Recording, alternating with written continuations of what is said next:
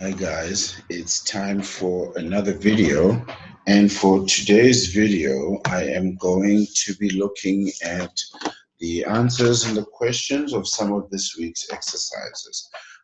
Because there is quite a bit to go through, I won't be spending any time with explanations. I'll just get right into the answers and the questions.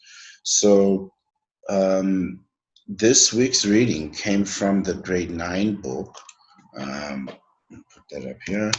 The grade 9 book on page 669. It's the three poems, Courage, Ithaca, and The Narrow Road. Now, we may not have had time to read all three in the classroom, but I will definitely look at the questions and the answers for all three of those poems. Starting with Courage, and the questions, I'll read those first. When the speaker of the poem says you, is it meant to refer only to the reader's experiences or the speaker's experiences as well? How do you know? Question number two, what effect does name calling have on its targets according to the speaker? And three, according to the speaker, how does sorrow affect those who suffer a great loss? The answers: number one, the speaker of the poem uses the word you to refer both to the reader and to her own experiences because they are described so vividly that only someone who has been through the emotions herself could describe them in such details. The speaker says name calling causes someone to hide his or her true feelings, and it hurts. The speaker tells how sorrow from a great loss causes someone to feel great pain with scabs on their heart until the person can comfort it and put it to bed with a blanket until it dissipates or it is transformed. The next questions come from the poem Ithaca. Question one says, how does the speaker believe the traveler should react when encountering Cyclops and Poseidon? Let me get in there. Secondly, what type of journey does the speaker hope the traveler has? What does the speaker say will make the traveler wealthy? Is number three.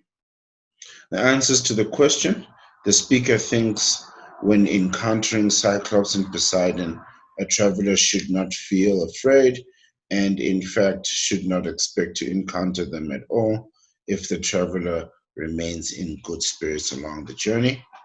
Number two, the speaker hopes the traveler has a long journey full of discovery and new places and experiences.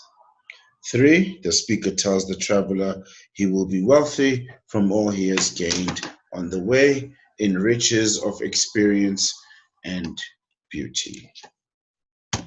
Full stop.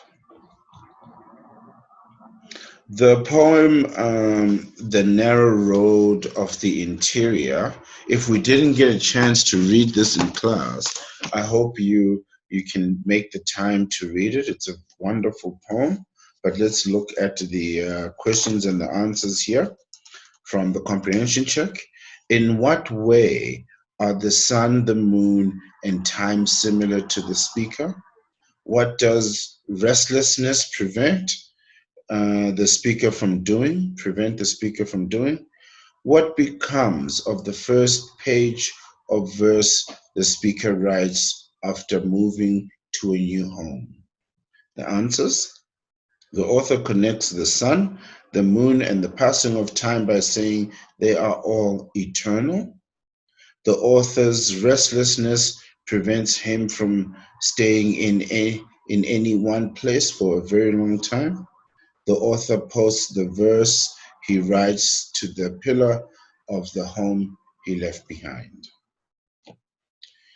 Moving on to this week's vocabulary, we had the 6 words focus, destined, eternal, Zoom, and video clip, as well as awesome. Now, we discussed these in class, and also I made a YouTube video. discussing these words, so I won't go into any detail of their meaning. I will just look at the answers to the very simple question. The question for all the words were: write a sentence in the future tense using this word. Focus is the first word. And the answers, these are actually answers that come directly from the classroom. So these are the students' real answers. I went to the optometrist so that I will focus better on my eyes or through my eyes. I will focus on my next exam was the second sentence, a different use of the word focus there. Destined was the second word. Again, a sentence in the future tense. My brother insisted that he is destined to go to work was the first sentence. Mr. David will be destined to give us time in the exam. Will be is what makes it the future tense. That's why it's in bold. Both very good sentences. Eternal is the third word. Again, a sentence in the future tense. He will die in eternal darkness. A very vivid sentence there. My next car will be eternal, was the other sentence. Both very, very good. Zoom is the fourth word, and the sentence is: tomorrow I will have a Zoom meeting in class using the Zoom as a noun, and we are going to zoom his eyes, meaning to make them bigger. Both very good sentences, and both very right. Different words, different use of the word Zoom, but very, very good. Video clip should have a hyphen. And the sentences that go with video clip are: tomorrow I will have to send my video clip to the principal, right? Principal meaning the leader of the school, and not principal as in morals and values. Tomorrow I'm going to try to edit my video clip. Very, very good sentences, both. The last one, just double checking there, is the word awesome. And the sentences are, we got three very good sentences. Tomorrow will be awesome. Very simple, very direct, and 100% right.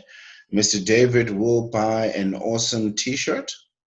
And the last one, we will give Mr. David a trophy for his awesomeness if he gives us time in the exam.